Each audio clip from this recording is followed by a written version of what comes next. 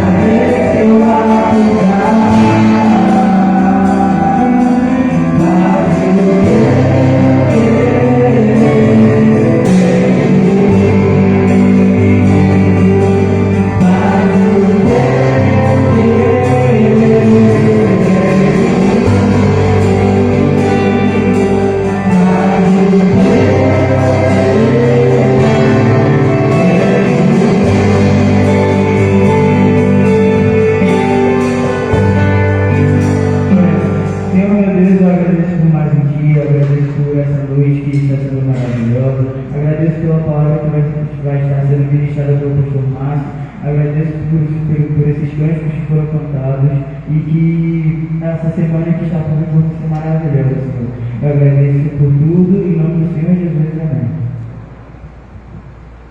A igreja pode ficar, por favor.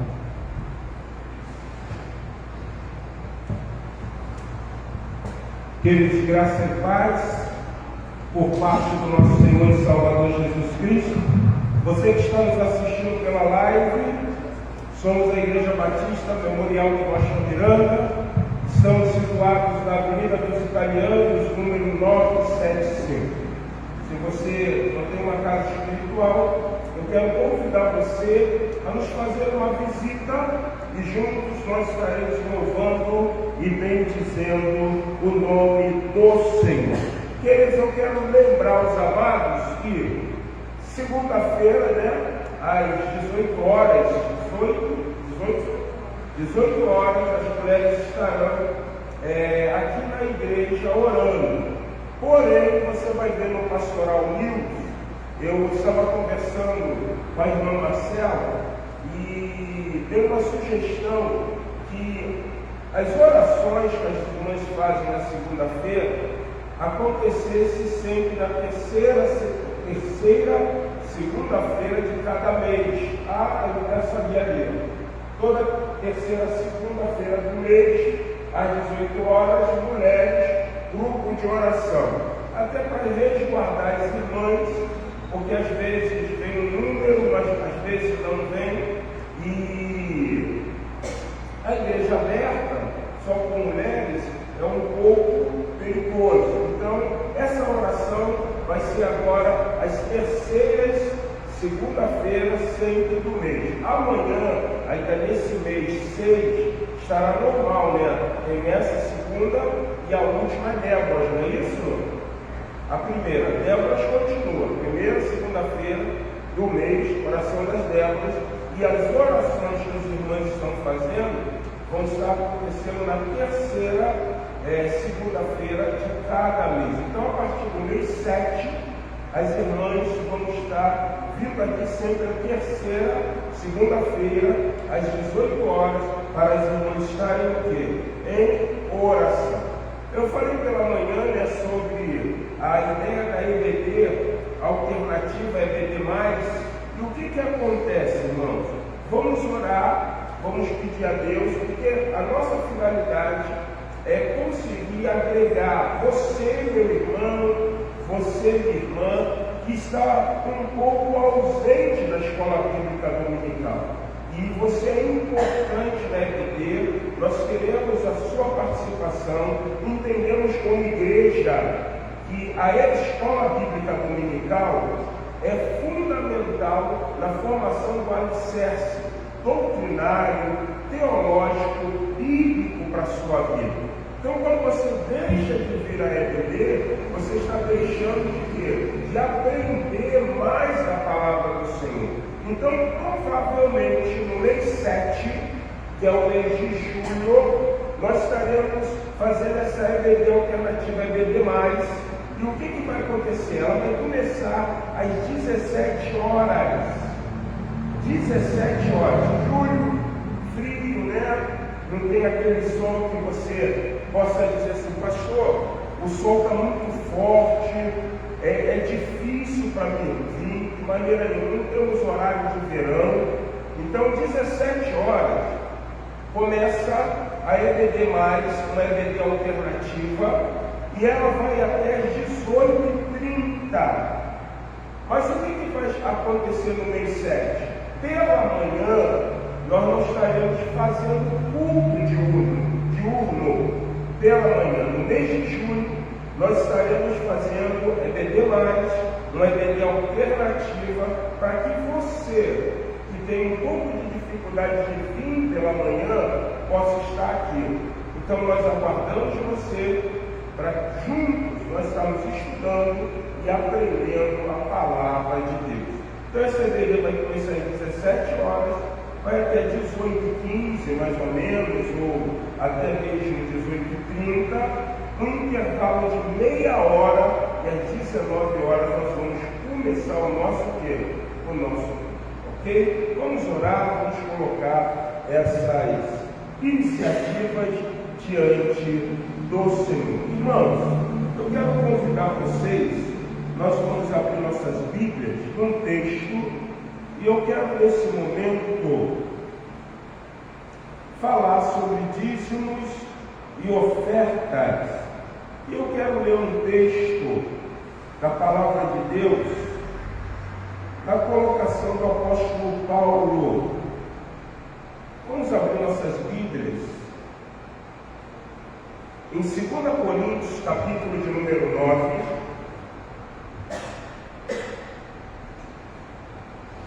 2 Coríntios, capítulo 9.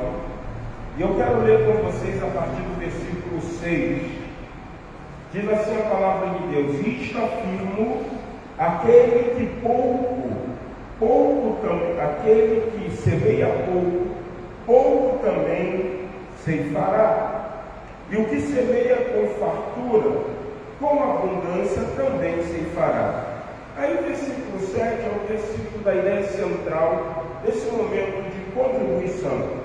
Cada um contribua segundo tiver proposto no seu coração, não com tristeza ou por necessidade, porque Deus ama quem dá com alegria. Irmão, nós estamos vivendo um tempo, e esse tempo de era moderna, já citava o escritor, Augusto Cury, que se tem tanta informação, que nós, por recebermos tantas informações, estamos esquecendo daquilo que nos foi ensinado. Você hoje na mídia social, ou pelo Instagram, ou pelo Twitter, ou pelo Facebook, quem ainda usa, ou até mesmo pelo Telegram, você vê, você vê pessoas com a finalidade de trazer ensino, de serem ensinadores. E muitas vezes você vê pessoas falando sobre essa perspectiva de que a igreja, o cristianismo, a igreja moderna, não existe dízimo. Oswald Chambers, ou melhor, Oscar Scarsalli, no seu livro A Sombra do Tempo, ele fala uma coisa que para mim é muito importante, muito importante. Ele diz que quando Alexandre o Grande ele veio com a ideia de helenizar o contexto ali inserido, a helenização do mundo, certo filósofo, que agora me foge a palavra, vira-se para Alexandre o Grande e diz assim, grosso modo, que eu vou colocar, trazer a helenização, fazer com que o povo, ou que o mundo se torne helenizado, é uma coisa muito difícil. Por quê? Porque existem ensinamentos que estão inseridos numa sociedade, no mundo, questões de milênio. E o helenismo é algo extremamente novo. O que aquele filósofo estava dizendo para Alexandre é o seguinte: o que é ensinado foi ensinado porque está agrupado numa questão de verdade. E a verdade, ela nunca pode ser o quê? Mudada. A igreja evangélica, ela sempre entendeu sobre a responsabilidade da contribuição. Meu bisavô, meu avô, familiares, irmãos, sempre entenderam que o sustento da comunidade de fé veio por intermédio dos nossos dízimos, das nossas ofertas. Aí começa uma geração nova, uma geração, podemos dizer, sem embasamento, sem conhecimento. Os ensinos deles estão pautados em citações que somente eles ouvem, são preguiçosos para ler, mas vem dizendo que não, dízimo não é algo neotestamentário, não é algo do Novo Testamento. Dízimo é da lei, e nós não estamos debaixo da lei, mas estamos debaixo da graça divina. Texto sem contexto é pretexto para heresia. Texto sem contexto é pretexto para heresia.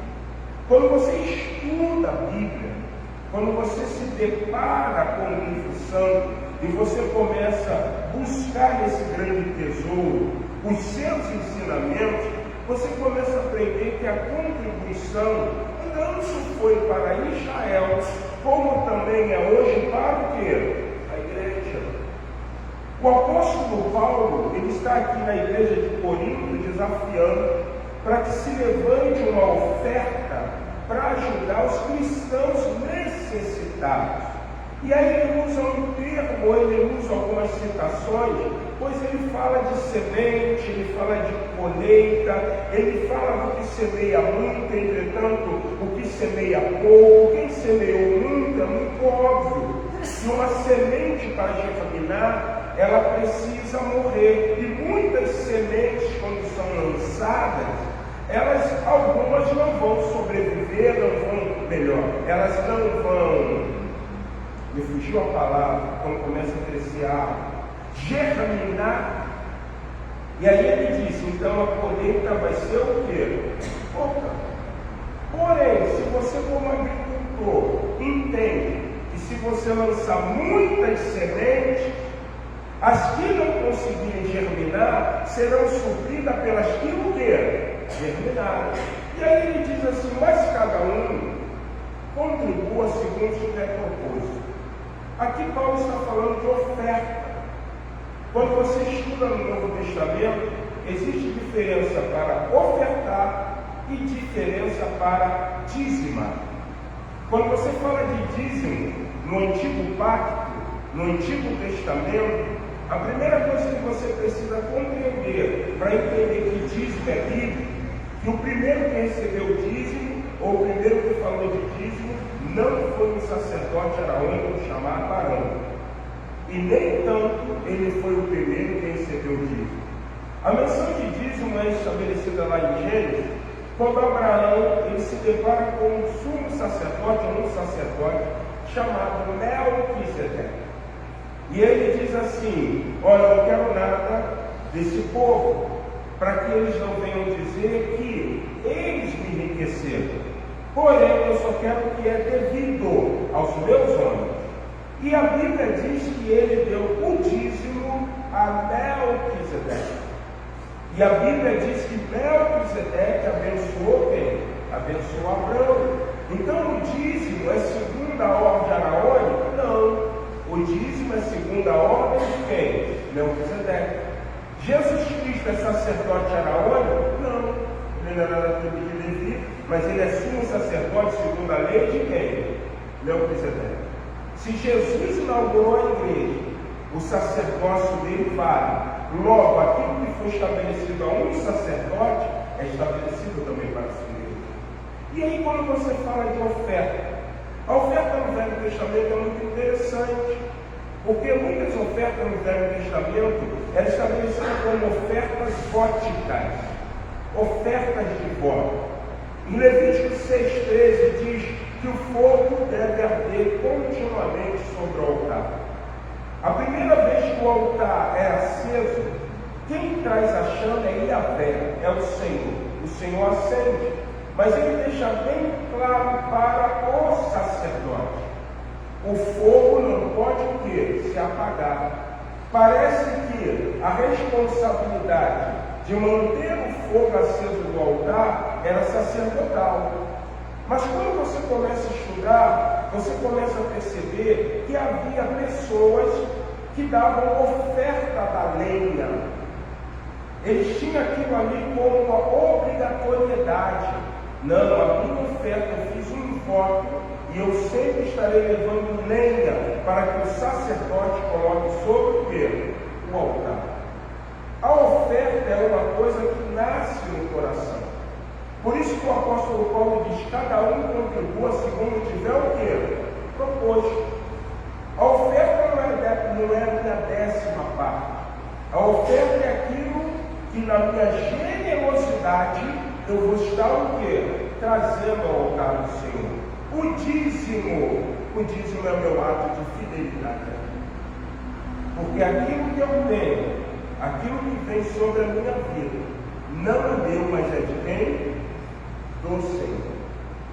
Isso é do Senhor. Então nós não vamos deixar de exercer a nossa fidelidade no dízimo, mas também nós não vamos deixar de inclinar o nosso coração para estarmos ofertando na casa do Senhor. Eu quero convidar a igreja a se colocar em pé, quero convidar o irmão Vinícius, você que trouxe seu dízimo, você que trouxe a sua oferta, ao som do hino 330 do nosso cantor cristão, nós estaremos contribuindo na casa do Senhor. Hino de número 330 do nosso cantor cristão. Cantamos a primeira estrofe. Na segunda estrofe você pode sair do seu lugar, trazendo o seu dízimo e a sua oferta. Não vamos mais no QR Code da igreja. E também, se você quiser fazer via Pix, você pode fazer em nome do Senhor Jesus.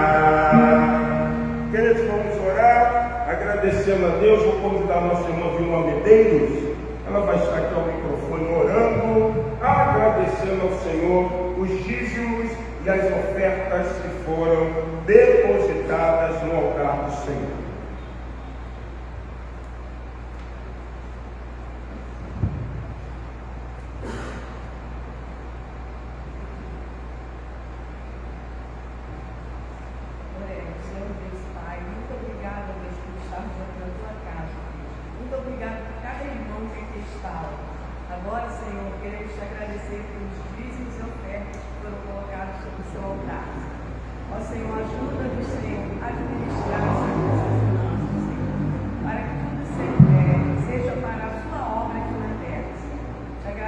Amém. Senhor, pela vida do pastor. Te agradeço, Senhor, pela mensagem que nós vamos ouvir. Ó Deus, que nós possamos estar preparados para ouvir, Senhor, e fazermos a tua obra. Tudo isso, Senhor, eu te peço em nome de Jesus. Amém. Queridos, vocês podem se assentar. Eu quero convidar a igreja a abrir a sua Bíblia no Salmos de número 121. Eu quero pensar nessa noite sobre um tema: quem sairá em nosso socorro? Salmo de número 121. Esse é um salmo de romagem. E nós vamos entender nessa noite que o Senhor, Ele é extremamente poderoso para estar saindo ao nosso socorro. Diz assim a palavra do Senhor: elevo os meus olhos para os montes, de onde me virá o socorro? O meu socorro vem de Yahvé, vem de Adonai, vem de Deus, vem do Senhor, que fez o céu e a terra. Ele não permitirá que os teus pés vacilem, não dormitará aquele que te guarda.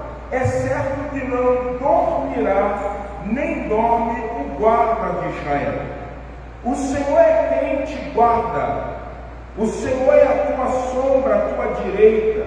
De dia não te molestará o sol, nem de noite a lua. O Senhor te guardará de todo mal, guardará a tua alma. O Senhor guardará a tua saída e a tua entrada, desde agora e para sempre. Amém. Queridos, eu quero mais uma vez orar com você. Eu gostaria que você, nessa hora, estivesse extremamente atento, prestando atenção na palavra. Vamos orar. Pai, em nome de Jesus, queremos te louvar, queremos te bendizer, queremos glorificar e bendizer o teu bom e poderoso nome. Fala aos nossos corações e que o Senhor seja o nosso socorro, bem presente na hora de toda a nossa angústia.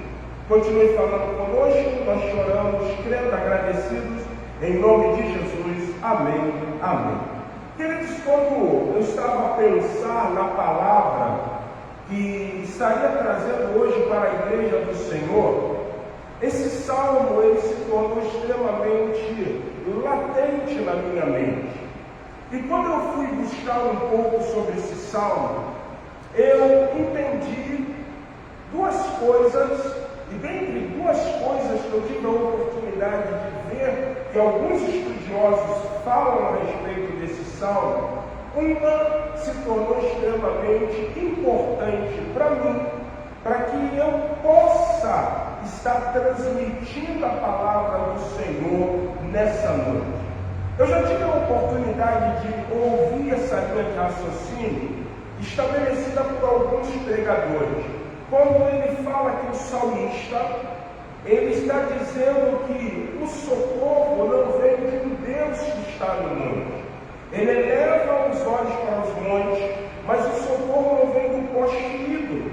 O socorro não vem de um contexto, de um aspecto idolátrico, mas o socorro vem de um Deus, que ele não reside no monte, mas ele é Senhor do monte e é o detentor do céu e da terra.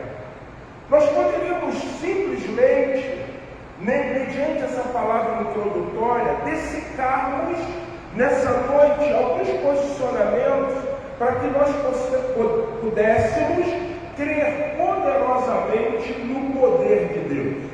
Porém, o salmo é um cântico de romagem.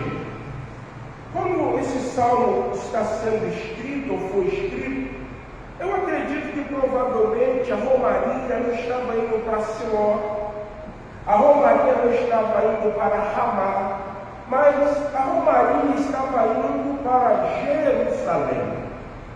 Jerusalém. Até porque existem complementos nesse salmo. Você vai ver no salmo de número 125, como em volta de Jerusalém como em volta de Sião estão o quê? Os montes. Elevam os olhos para os montes. Sião era cercada de montes. E nesse salmo de romagem, alguns estudiosos eles vão defender que muitas famílias, por não estarem residindo em Jerusalém, eles iriam sair do seu lar, eles iriam sair da sua casa e eles estariam enfrentando as adversidades, enfrentando situações caóticas para que eles pudessem chegar no lugar onde Deus era o quê? Adorado. Os estudiosos dizem que o Salmo de número 121 é um salmo de proteção, é um salmo de cuidado, ao ponto que o salmista vai externar isso. Então, quando nós falamos de onde pode vir o nosso socorro, eu gostaria que você estivesse saindo daqui nessa noite, entendendo que por intermédio desse salmo, o Senhor é o nosso socorro, o Senhor é o nosso guarda, o Senhor é o nosso protetor, o Senhor é o nosso ajudador.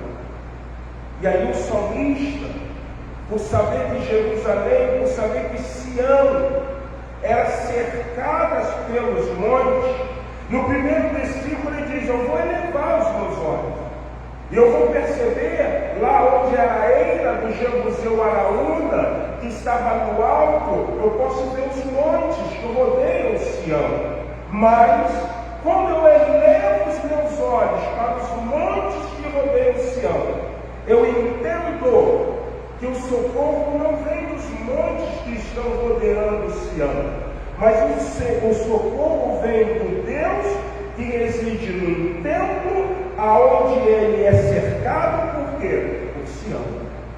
Ou melhor, pelos montes. O que eu quis dizer, eu vou novamente estabelecer, o salmista olha, ele vê os montes, mas ele entende que não, o Deus do monte que vai trazer socorro. Mas ele está em uma romaria para o templo, e o templo está rodeado pelo monte, e aqui está a presença do Senhor. Em outras palavras, quando nós estamos vivendo uma perspectiva de contar com o socorro divino, de indagarmos de onde virá o nosso socorro, o versículo de número 2, ele traz a primeira resposta para isso.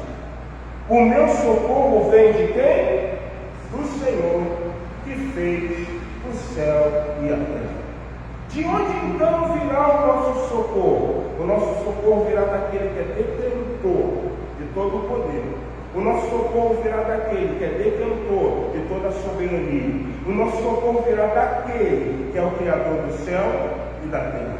Olha o que o salmista, no Salmo de número 24, ele fala. Salmos de número 24.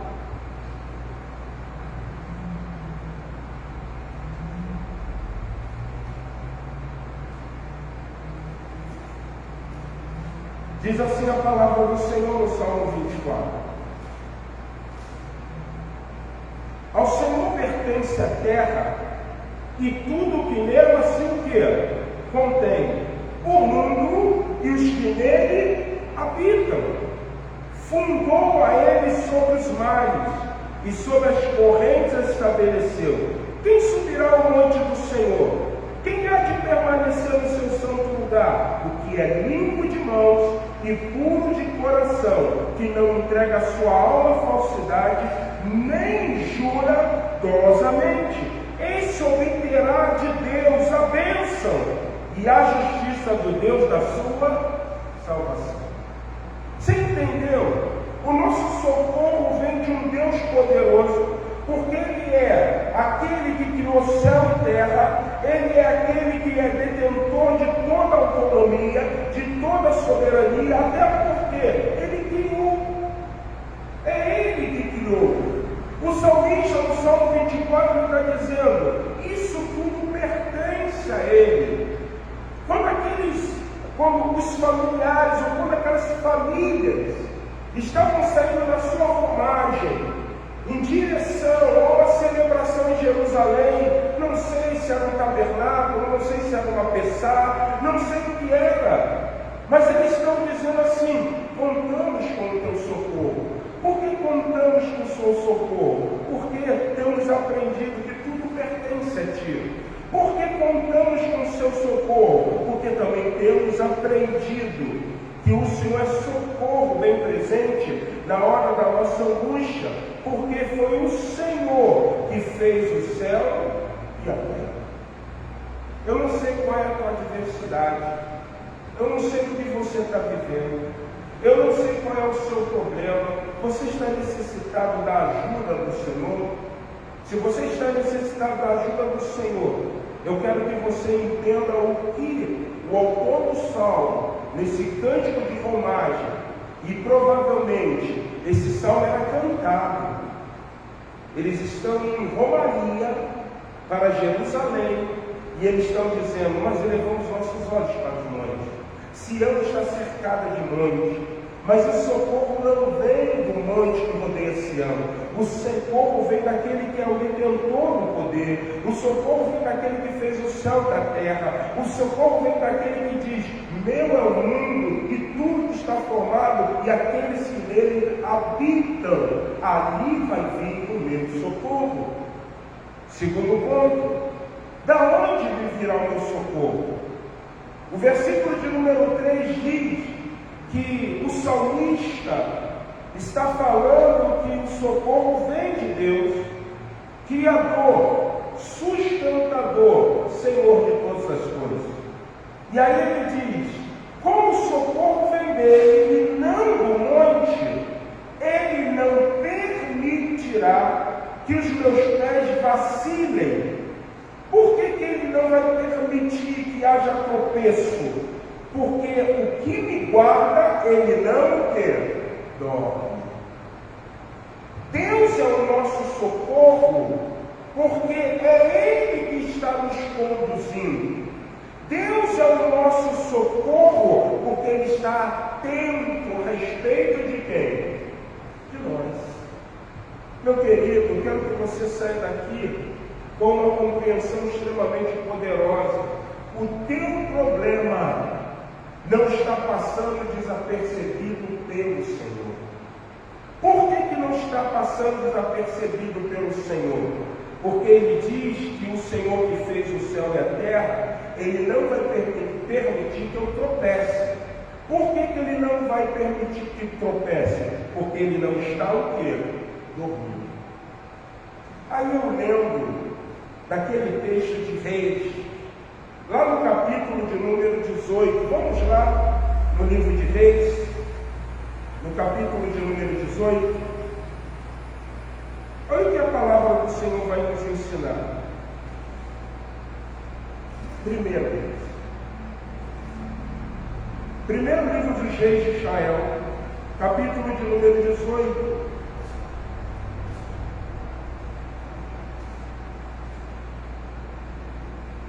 Elias e os profetas de Baal, ou Elias e os profetas de Baal no Monte Carmelo, versículo 20. Olha o que diz a palavra. Então enviou Acabe mensageiro a todos os filhos de Israel e ajuntou os profetas no Monte Carmelo. Então Elias chegou a todo o povo e disse: até quando vocês vão cochear? Até quando vocês vão viver entre adorar Deus e adorar Baal? Entre dois pensamentos. Se o Senhor é Deus, seguiu. Se é Baal, seguiu. Porém o povo nada lhe respondeu. Então disse Elias ao povo: só eu fiquei dos profetas do Senhor, e os profetas de Baal são 450 homens. Deem-se, pois, 2 novilhos, escolham eles para si um dos novilhos, vamos dividir em pedaços e vamos pôr sobre a lenha, porém não lhe meta fogo.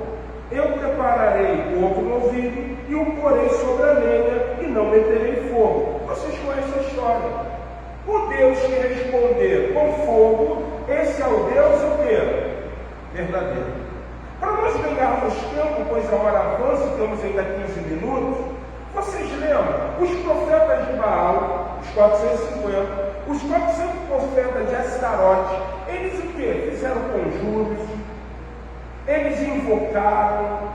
Elias disse assim: fale mais alto, pois ele pode estar o quê? Dormindo. A verdade é que esse Deus, essa divindade cananeia, que foi introduzida ali no meio de Israel por uma mulher chamada Jezabel, ele desamparou seus profetas. Elias falou: ele deve estar dormindo, olha, ele pode ter feito uma viagem. Mas quando Elias clamou ao Senhor, o que o texto diz? Desceu o quê? Fogo do céu. Quando eu volto para o Salmo de número 121, o segundo ponto está dizendo: ele não permitirá que os teus pés vacilem. Por que ele não vai permitir tropeço? Por que lâmpada para os meus pés é a sua palavra e luz para o meu caminho? Porque o Senhor é o nosso socorro. Ele não dorme. Ele não dorme.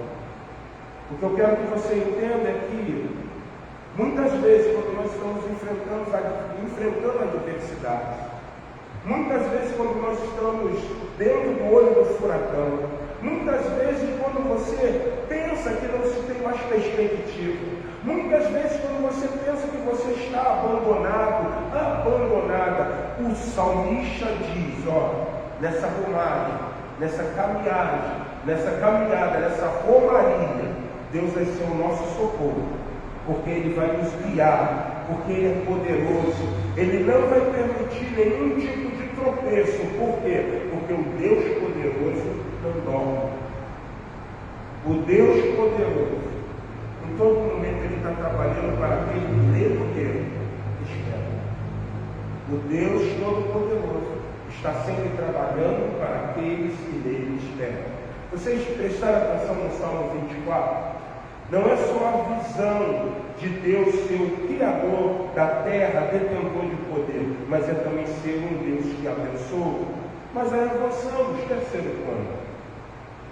O Deus que é o nosso socorro, Ele não vai permitir que nós venhamos tropeçar, porque Ele não dorme, Ele está atento, Ele está ciente da nossa necessidade.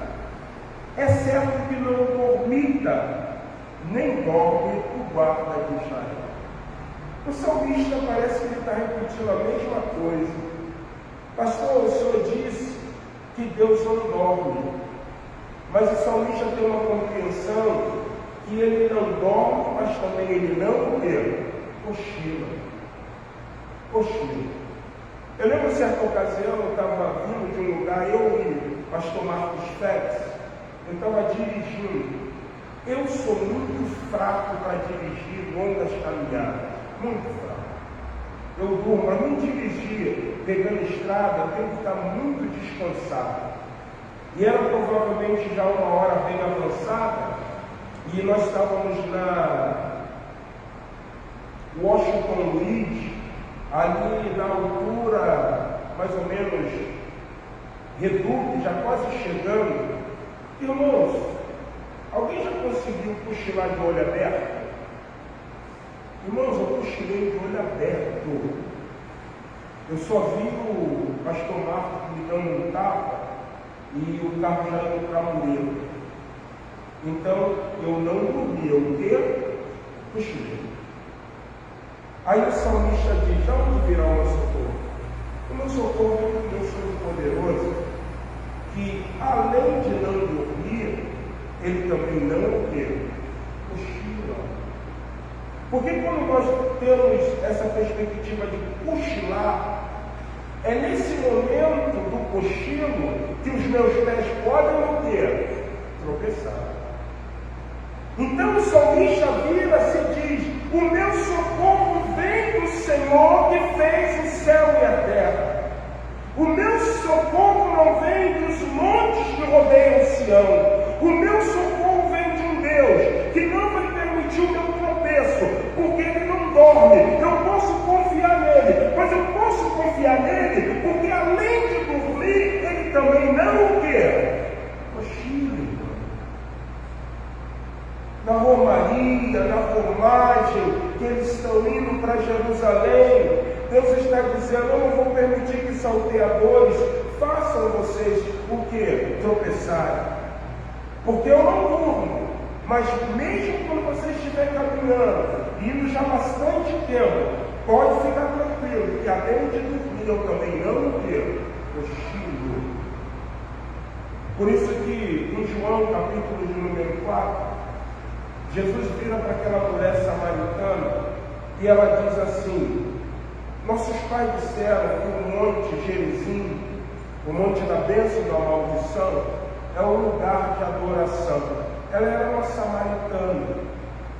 E Jesus virou e falou assim: olha só, nem o monte Gerizim, nem Jerusalém é o lugar da adoração. Porque o Pai está à procura de adoradores que adoram o quê? Em espírito e em verdade. Porque Deus é espírito. Por isso que ele não dorme. Por isso que ele não cochila. Ou quando Moisés recebeu a incumbência divina, ele diz assim: mas Senhor, tu está dizendo para me libertar o povo, o Senhor está dizendo para eu fazer isso, mas o Senhor não se revelou a mim. Moisés, vai lá, eu vou passar pela sarça. E quando você vê a minha glória, você vai entender que eu sou. Qual é a ideia de eu sou? É aquilo que não existia, mas o quê? É. Então, como que ele não vai estar atento? Como Deus não vai estar percebido ao que nós estamos vivendo, ao que nós estamos necessitados? Mas aí eu vou caminhando para o final. O Senhor é quem te guarda. O Senhor é tua sombra à tua direita. De dia não te molestará o sol, nem de noite a lua. Nós vamos confiar no Senhor, porque o salmista está fazendo menção de algo extremamente real de conhecimento de todo hebreu. Quando eles caminhavam no deserto, rumo a Canaã, a terra que emana leite e mel, quem guardou eles? O Senhor. Olha só que Deuteronômio capítulo 8 vai falar. Deuteronômio capítulo de número 8.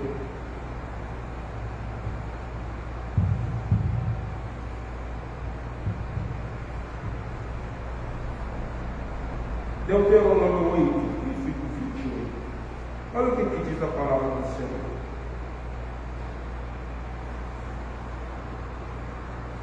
Versículo de número 15, irmão Vinícius. Que te conduziu por aquele grande e terrível quê? Deserto. De serpentes abrasadoras, de escorpiões, de secura, que no deserto sustentou com o maná, que teus pais não conheciam, para te humilhar, para te provar e afinal te fazer bem. Não diga, pois, no teu coração: a minha força e o meu poder, ou o poder do meu braço, adquiriram essas riquezas. Antes, lembrarás do Senhor teu Deus, porque é Ele que te dá força para adquirir riquezas, para confirmar sua aliança, que sob juramento prometeu aos teus pais, como hoje se vê. Se você tiver a oportunidade de ler do versículo 1 até o versículo de número 6, você ainda vai entender isso melhor. Quando eu volto ao Salmo de número 121, o Senhor é quem te guarda, o Senhor é a tua sombra, à sua direita. Várias menções de âmbito culturais estão nesse cântico de romagem. O lado direito era o lado da primogenitura. Jesus está sentado à direita de quem? Deus Pai. Quando ia derramar um pai a bênção sobre o primogênito, ele tinha que colocar o primogênito à sua direita. A direita era lugar de honra. E o salmista está dizendo: o Deus que me guarda, e não o monte, o Deus que é todo-poderoso, detentor de toda autoridade, Ele não vai permitir que eu tropece, porque Ele não dorme, e além de não dormir, Ele não cochila. E aí o que Ele vai fazer? Ele vai me tratar com honra. honra, Ele vai me abençoar. E aí ele diz: o Senhor é quem te guarda, o Senhor é a tua sombra, a tua direita. E aí ele faz menção do que nós lemos em Deuteronômio. Eles andaram por um deserto de escorpiões, por um deserto de serpente. À noite ia junto deles uma coluna de quê? De fogo. Uma coluna de fogo. Mas de dia ia o que sobre eles? Uma nuvem de glória. Olha a proteção e o cuidado de Deus. Por que uma coluna de fogo à noite e pela manhã uma nuvem? Todo mundo sabe, você já viu isso em filmes, que no Oriente, especialmente no deserto, à noite é muito, de manhã é muito quê? Muito sol. Muito sol. Então Deus, sabendo que eles estavam aqui num período de provação, em aprender a confiar, Deus falou assim: eu vou levar eles para o deserto, mas eu vou protegê-los com uma nuvem. Mas à noite é engraçado, há muito que? Frio.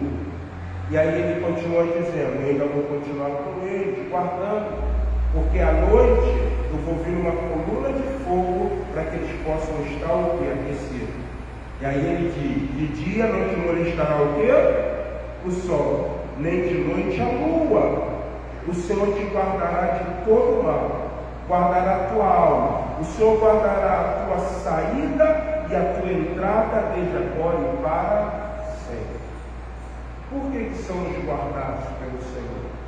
No Salmo de número 91, o salmista diz, o que habita no esconderijo do Altíssimo, a sombra do Onipotente descansará. E quando você começa a ler o Salmo, o que você percebe? Você percebe que o sol não vai te molestar, a lua, porque eu darei ordem aos anjos ao teu respeito, para ti o quê? Guardar e te proteger. Nessa noite, meu irmão, Deus está nos levando a uma dimensão de entendermos que nessa nossa peregrinação para agora com a Canaã celestial, a nossa peregrinação para Jerusalém celestial não vai ser diferente da peregrinação dos hebreus, não vai ser diferente da peregrinação dos israelitas, não vai ser diferente da peregrinação daqueles que estão esperando algo no Senhor. Então nós, nessa romaria, nessa peregrinação, como peregrinos, como forasteiros, nós estamos entendendo que nós vamos elevar os nossos olhos não para os montes, nós vamos olhar os nossos olhos para aquele que é Criador do mundo, confiando e entendendo que Ele não vai permitir que nós venhamos tropeçar, porque a Sua palavra é luz no nosso caminho, mas a Sua proteção estará conosco. Por quê? Porque esse Deus que nos guarda, esse Deus que é o nosso socorro bem presente na hora da nossa angústia, Ele não dorme, Ele não cochila, Ele tem por finalidade honrar você, Ele tem por finalidade proteger você, Ele tem por finalidade de livrar você de todo mal, para que no final você possa dizer: assim seja, assim seja. Eu termino lendo com vocês o Salmo de número 125. E olha o que ele diz: os que confiam no Senhor são como os montes de Sião, que não se abalam, ficam para sempre firmes. Como ao redor de Jerusalém estão os montes, assim o Senhor em derredor do quê? Do seu povo, desde agora e para sempre.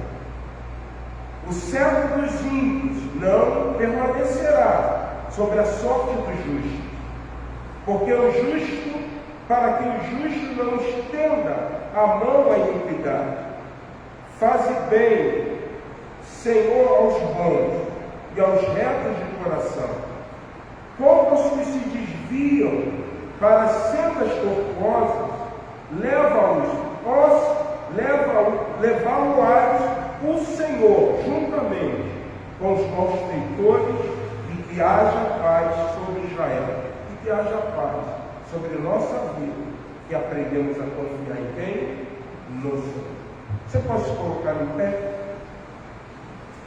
Nós vamos orar, irmãos. E eu espero que essa semana seja uma semana de resposta de Deus para a sua vida. Eu não sei o que você carece, eu não sei o que você está pedindo ao Senhor, mas uma coisa eu sei: essa semana pode ser uma semana que inaugure algo completamente diferente na sua vida. Por que, pastor, que vai inaugurar algo diferente? Porque Deus nos disse nessa noite que os que confiam nele são como de monte de Sião, e não se abalam, mas permanecem firmes no Senhor. Por que nós então receberemos o socorro? Porque o nosso socorro não vem de longe. O nosso socorro vem do Senhor que fez o mundo. Mas por que nós seremos socorridos? Porque o Senhor não vai permitir que nós tropeçamos. Mas por que Ele não vai permitir que tropeçamos? Porque Ele não cochila, não dorme, e Ele tem nos guardado. Que Deus poderosamente, Ele cumpra no decorrer dessa semana essa verdade na sua vida. Vamos orar? Pai amado, em nome de Jesus, queremos te louvar, queremos te glorificar e exaltar o seu nome. Queremos pedir agora que tu nos leves sobre a tua guarda e sobre a tua proteção. Que nós possamos fazer como diz o hino do cantor que somos, que confiam no Senhor, obterão vigor. E que nós podemos obter vigor para a honra e glória do teu nome. Dá-nos uma semana repleta de paz, guarda-nos, proteja, livra-nos do mal. Continue falando aos nossos corações, pois é em nome de Jesus que nós oramos, agradecidos. Amém. Amém. Então, para cantar esse hino, os que confiam no Senhor, vamos terminar o nosso culto cantando esse hino do cantor cristão, número 451 do nosso cantor cristão. Fazer desse hino uma oração.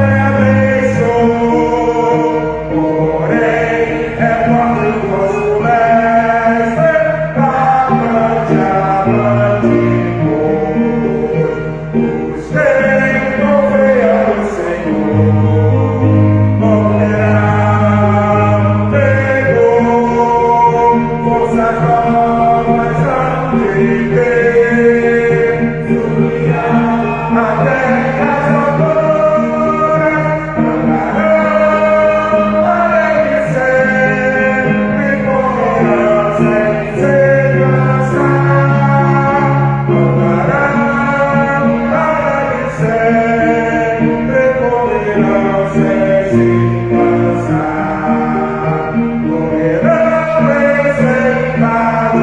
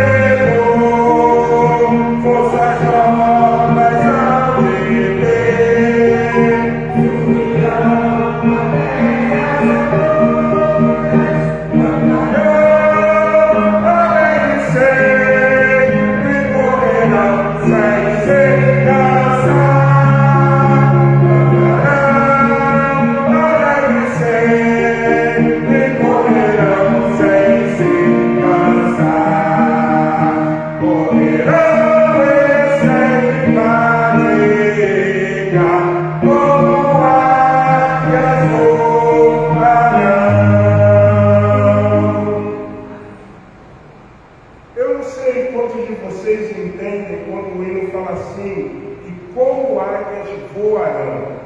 A águia é uma ave que pode estar tendo grandes tempestades. Sabe o que ela faz? Ela voa acima das tempestades. Então, esse hino é um hino de encorajamento. Quando o autor está dizendo, assim como a águia, ela tem a coragem, ela tem a intrepidez de voar por cima da tempestade, nós também conseguiremos vencer as adversidades, não é porque somos águias, mas porque o Senhor está dizendo no hino que Ele estará. Ele estará presente. Ele estará conosco. Você que nos acompanha pela live, Deus abençoe a sua vida. Um beijo da Igreja Batista Memorial de Rocha Minas. Deus te abençoe. Faça-nos uma visita. Avenida dos Italianos, número 975. Deus abençoe. Queridos, nós vamos